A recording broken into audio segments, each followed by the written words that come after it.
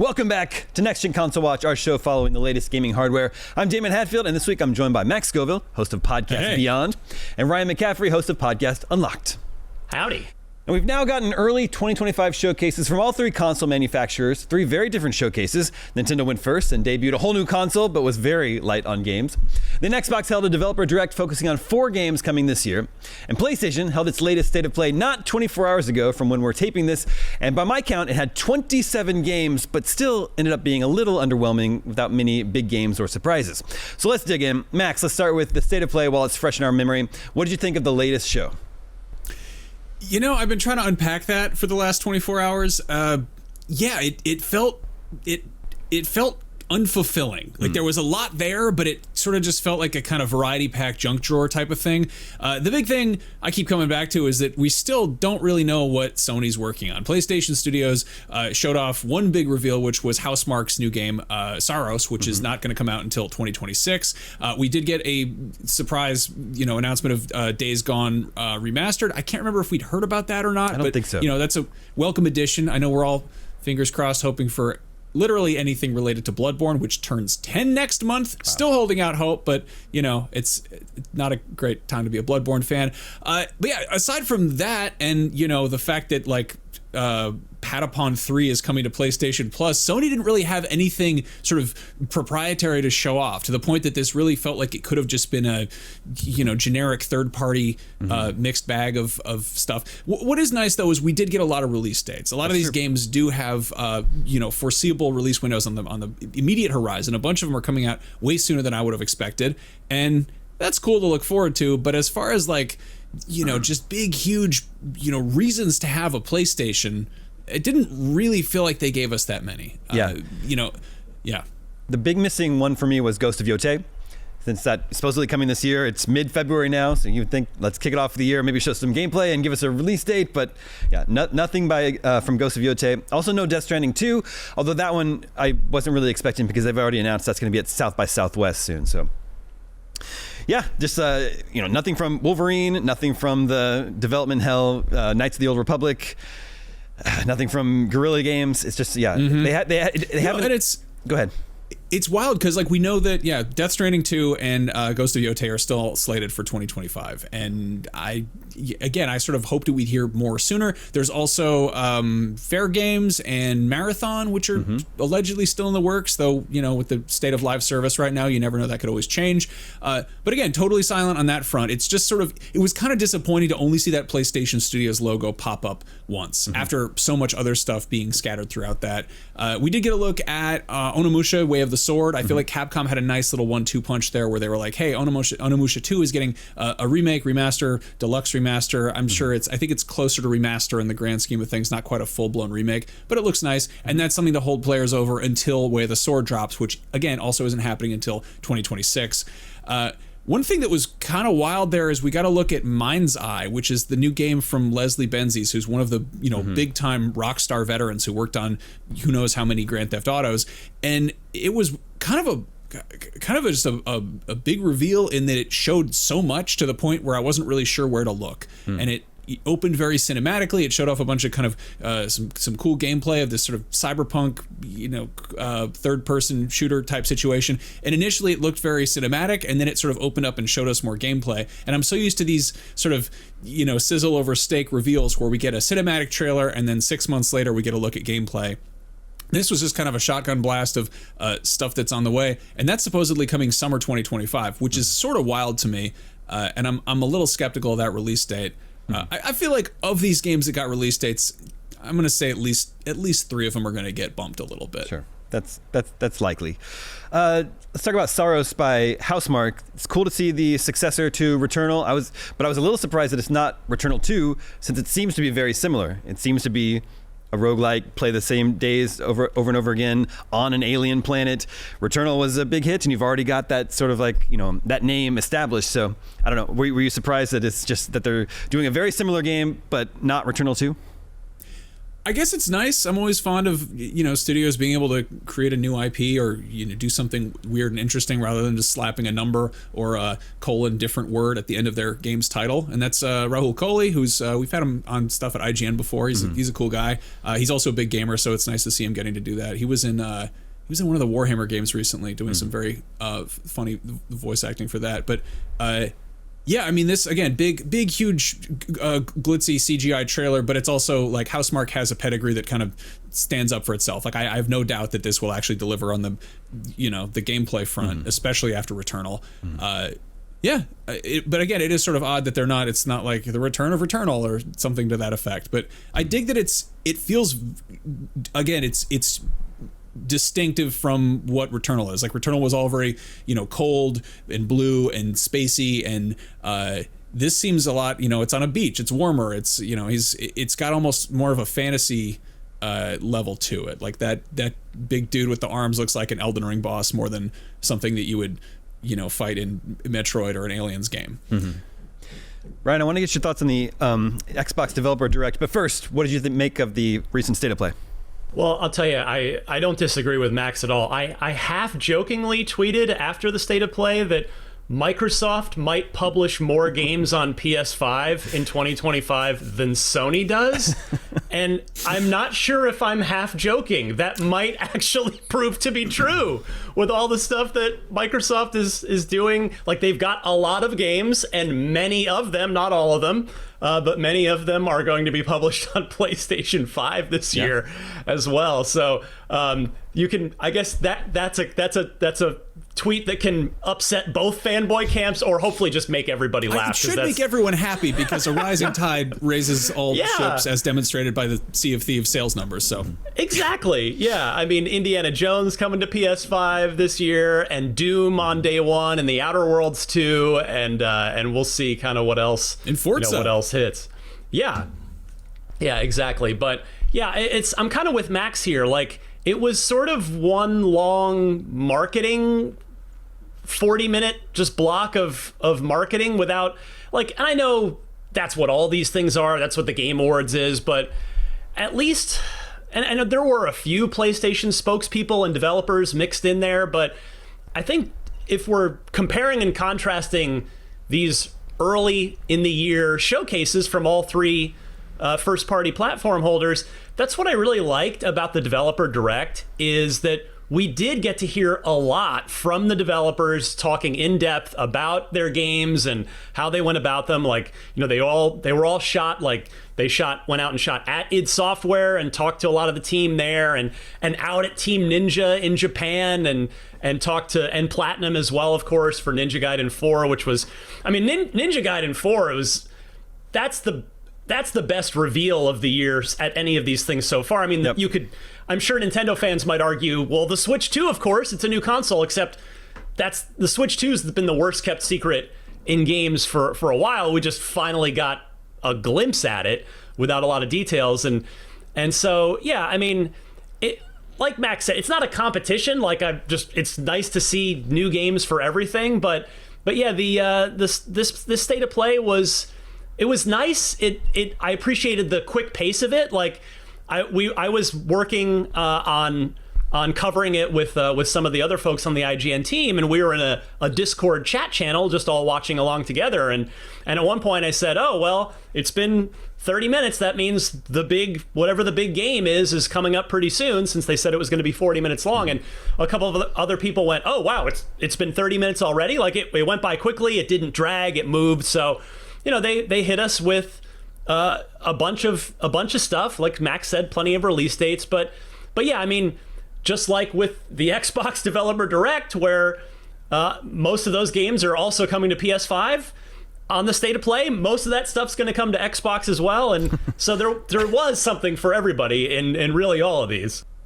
I feel like Xbox does a better job of managing expectations on this front. Like, I feel like for the Developer Direct, they were like, we're talking about 5 games maybe some surprises. It's going to be this long, and there's a kind of a clear understanding of what we're looking at. And also, they let the reveals breathe, and they have, having developers pop in to say more than just a few marketing buzzwords to give some context to the game is actually really cool. On the PlayStation blog, they put up a bunch of posts about all the stuff that got revealed that added a ton of information that would have been really valuable in the moment. Like there was that one game, Tides of Annihilation, which looks like Elden Ring, Shadow of the Colossus.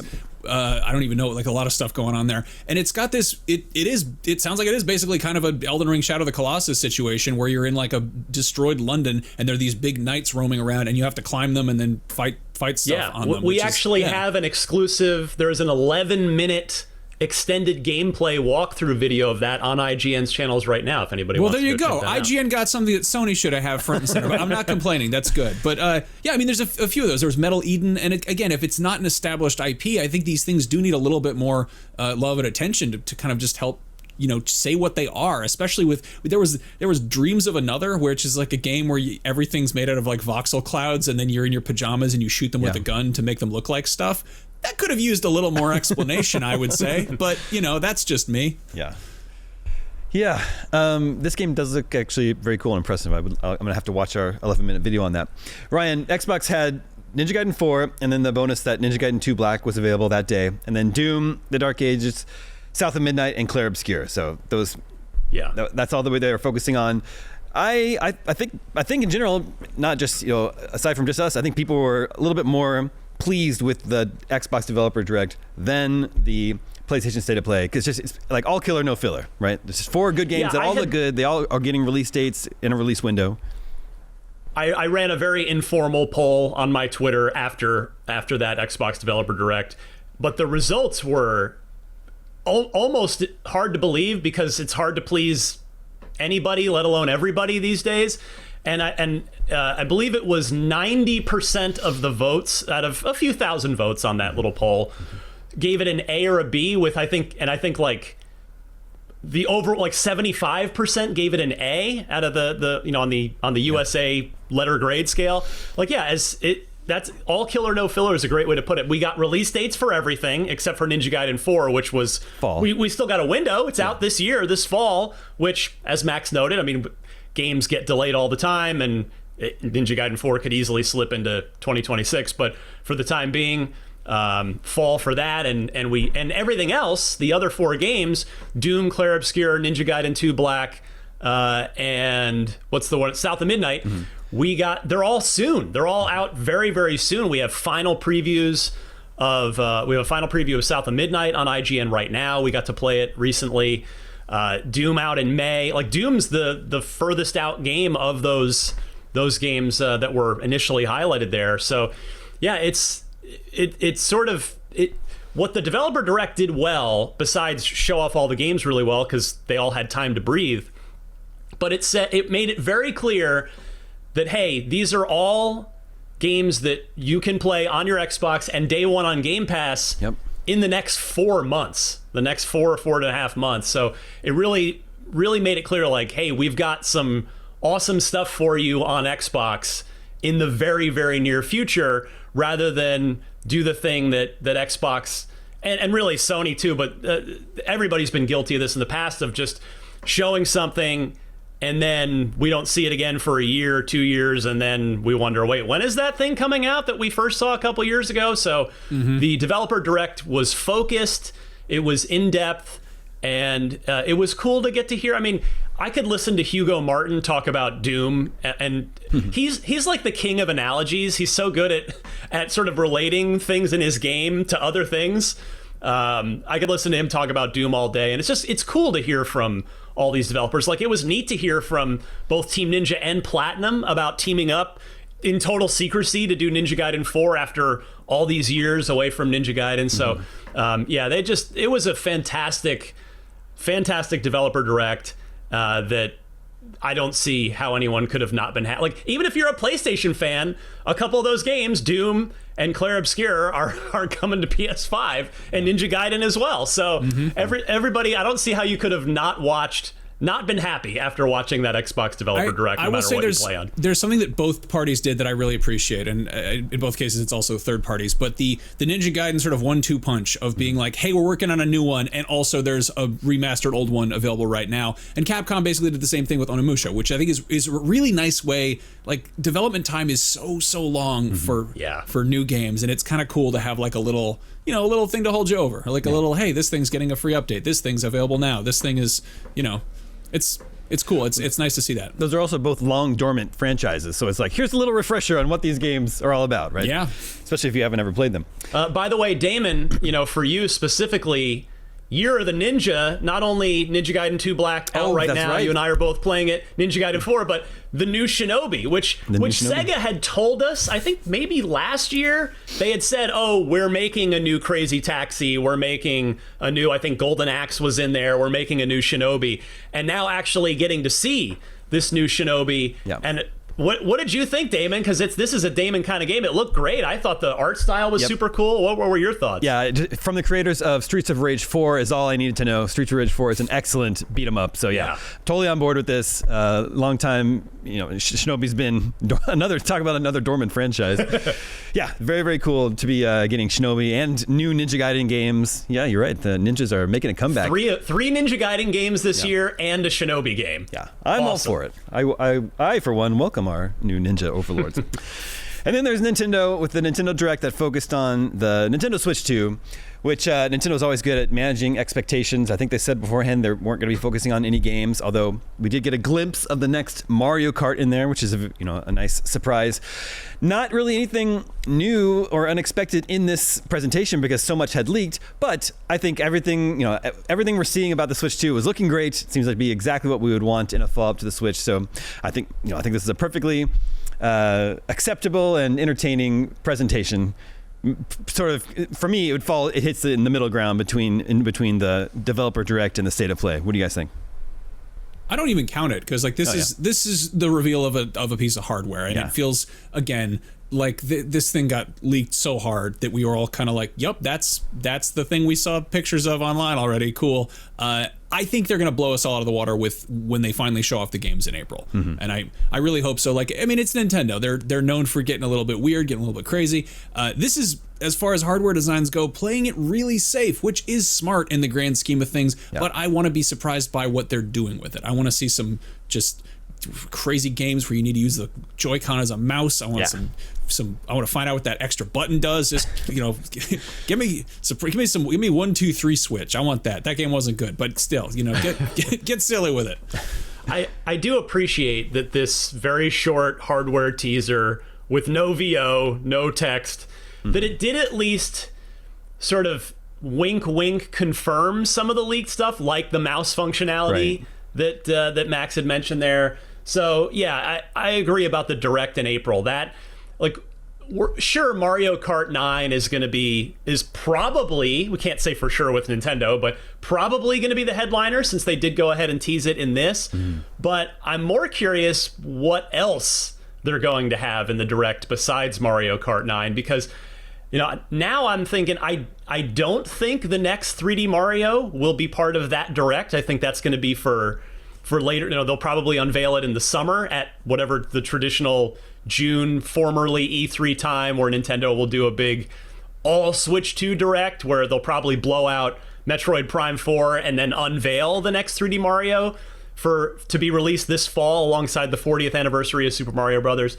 But yeah, that aside, I'm very curious what the rest of the games are going to be from first and third party alike at this April 2nd Nintendo Direct. I think it's going to be really heavy on third party because obviously the Switch doing real good. Definitely when that first came out wasn't so much a safe bet because the Wii U tanked so hard. And you look at the lineup that the Wii U had at launch, and it was a lot of games because a lot of people were like, hey, the Wii was a hit, what could go wrong? And then it went wrong, and so you can't really blame studios and publishers for being like, maybe we'll just see how this goes. But seeing how it went, I think the Switch 2 is a very safe bet, and I have a sneaking suspicion we're going to see a lot of games getting announced from third parties, and a lot of them might be ports, but hey, nothing wrong with that. Yeah. Well, one thing's for sure, in the wake of these 3 presentations, there's a lot of cool games to look forward to playing this year and new hardware to look forward to getting our hands on. But we want to know, you out there, our dear viewers, which of these 3 showcases was the best early 2025 showcase, Nintendo, Xbox, or PlayStation? Make sure to vote at IGN the day this episode goes live, and we'll share the results with you next episode. Just like we can share the results from last episode's poll. We asked, are you still buying physical games? We were talking about the possibility that the Nintendo Switch 2 could be the final console to ship with the ability to play physical games right out the box. Well, nearly 50% of you, 48% say yes, physical forever. And of course, a lot of times with polls, the results seem to contradict the facts that are out there. But the IGN audience is very plugged in audience of gamers, and if any segment of the gaming audience out there would want to collect physical games and have them displayed on the shelf to look at, it would probably be this very audience that is watching right now. So perhaps not too much of a surprise there. And that's going to do it for this edition of Next Gen Console Watch. Thank you to both Max and Ryan. Thank you to everyone working behind the scenes here in our LA studio to make this episode possible. My name is Daemon. We'll be back next week with the latest gaming hardware news. We will see you then.